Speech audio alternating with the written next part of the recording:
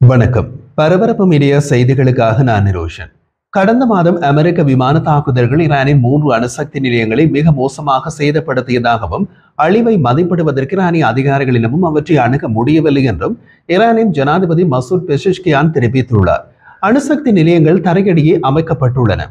வீரியமான விமான தாக்குதல்கள் அவற்றில் கடும் சேதத்தை ஏற்படுத்தி அனைத்தையும் இடிபாடுகளாக மாற்றிவிட்டதால் தரையடி இடிபாடுகளை அகற்றி ஈரானிய அணுசக்தி நிலையங்களுக்குள் தமது ஆட்களை போகவே முடியாத நிலை ஏற்பட்டுள்ளது என்கிறார் அவர்.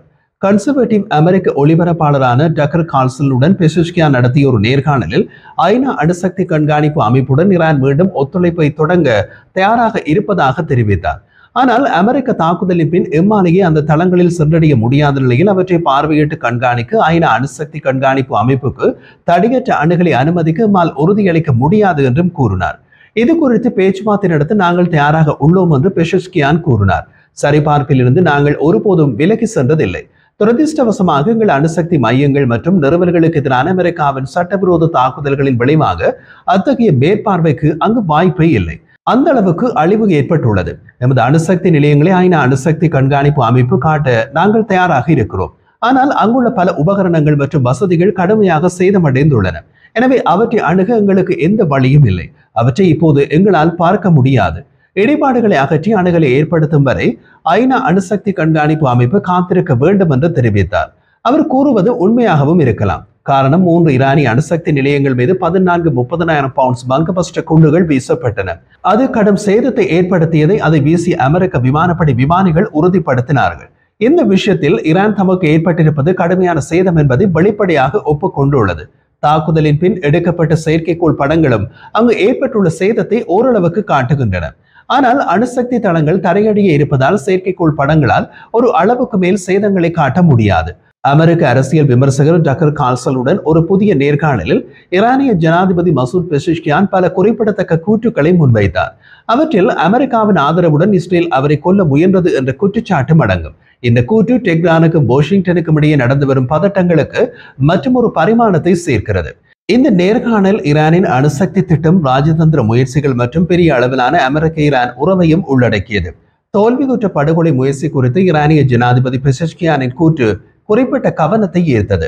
காரணம், இது ஈரானுக்கும் அமெரிக்க நட்பு நாடான இஸ்ரேலுக்கும் இடையிலான தொடர்ச்சியான மோதல் மற்றும் அவ நம்பிக்கையை பிரதிபலிக்கிறது. இன்றைய சூழ்நிலையில் மத்திய கிழக்கு உலகின் மிகவும் கொந்தளிப்பான பகுதிகளில் ஒன்றாக உள்ளது. ஈரானும் இஸ்ரேலும் சைபர் போர், ரகசிய நடவடிக்கைகள் மற்றும் இலக்கு வைக்கப்பட்ட தாக்குதல்கள் உட்பட நீண்ட கால மோதல்களில் உள்ளன. இதில் ஈரானிய ஆதரவு இயக்கங்கள் இஸ்ரேலுடன் நடத்திய போர்களும் அடங்குகின்றன. இந்த துடிப்பான செயல்பாட்டில் அமெரிக்கா குறிப்பிடத்தக்க பங்கை வகிக்கிறது. ட்ரம்ப் மாற்றி மாற்றி எப்படி கூறினாலும் அமெரிக்கா டெஹ்ரானுக்கு எதிரான ஒரு கடுமையான நிலைப்பாட்டை பராமரிக்கிறது. பதவியில் இருக்கும் ஈரானிய ஜனாதிபதி மீதான கொலை முயற்சி குற்றச்சாட்டுகள் உறுதிப்படுத்தப்பட்டால் மோதலில் மற்றொரு தீவிரத்தை குறைக்கும். போட்டியின் போது ஈரானிய அதிகாரிகளின் ஒரு ஆலோசனை கூட்டத்தில் தான் கலந்து கொண்ட போது இஸ்ரேல் தன்னை கொல்ல முயன்றதாக பெஷஷ்கியான் வெளிப்படையாக குற்றம் சாட்டினார். அந்த படுகொலை முயற்சி பற்றி கூறிய அவர், ஆம், இஸ்ரேலியர்கள் அந்த ஆலோசனை கூட்டத்தில் என்னை கொல்ல முயற்சித்தனர், ஆனால் அவர்கள் தோல்வியடைந்தனர் என்றார். பெஷஷ்கியானின் கூற்றுப்படி கூட்டம் நடைபெற்ற இடத்தில் குண்டுவீச்சு நடத்துவது இஸ்ரேலியர்களின் திட்டமாக இருந்தது. இந்த விஷயத்தில் ஈரானிய ஜனாதிபதி பெஷஷ்கியான் ஒரு எதிர்மறையான நிலைப்பாட்டை வெளிப்படுத்தினார். எனது நாட்டுக்காக இறக்க நான் பயப்படவில்லை என்றும், எனது நாட்டை பாதுகாப்பதற்காக என்னை தியாகம் செய்ய நான் பயப்பட இல்லை என்றும் அவர் கூறினார். அவர் தனது உயிர் வாழ்வை தெய்வீக விருப்பத்தின் விஷயமாகவும் வடிவமைத்தார். மேலும் ஒருவர் எப்போது இறக்க வேண்டும் அல்லது இறக்காமல் உயிருடன் இருக்க வேண்டும் என்பது எல்லாம் வல்ல கடவுளின் கைகளில் உள்ளதே தவிர இஸ்ரேலின் கைகளில் இல்லை என்றும் கூறினார். மத்திய கிழக்கு பிராந்தியத்தில் அமைதியில் வன்முறையின் தாக்கத்தை செய்வது யார் என்று பெஷஷ்கியான் கேள்வி எழுப்பினார். மேலும் மேலும் இரத்த கிளறி மற்றும் கொலைகள் மத்திய கிழக்கு பிராந்தியத்திற்குள் அமைதியை கொண்டு வருமா என்று கேட்டார். மத்திய கிழக்கு பிராந்திய நிலைத்தன்மைக்கு அழைப்பு விடுக்கும் அதே வேளையில் கஷ்டங்களை தாங்க தயாராக இருக்கும் ஒரு நாடாக ஈரானின் நீண்ட கால கதையை இது பிரதிபலிக்கிறது என்றார்.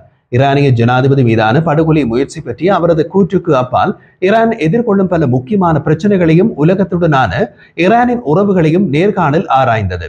ஈரானின் அணுசக்தி திட்டத்தின் நிலை குறித்து பெஷஷ்கியான் பேசினார்.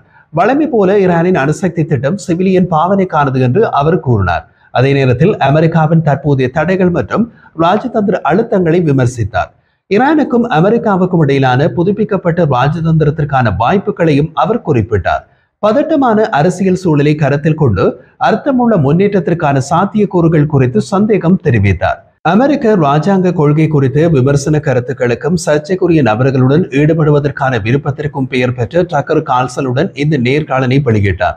அமெரிக்காவும் ஈரானும் நேரடி ராணுவ மோதலை தவிர்த்து சிறிது நேரத்திலேயே இந்த நேர்காணல் நடத்தப்பட்டதாக கார்ல்சன் கூறினார்.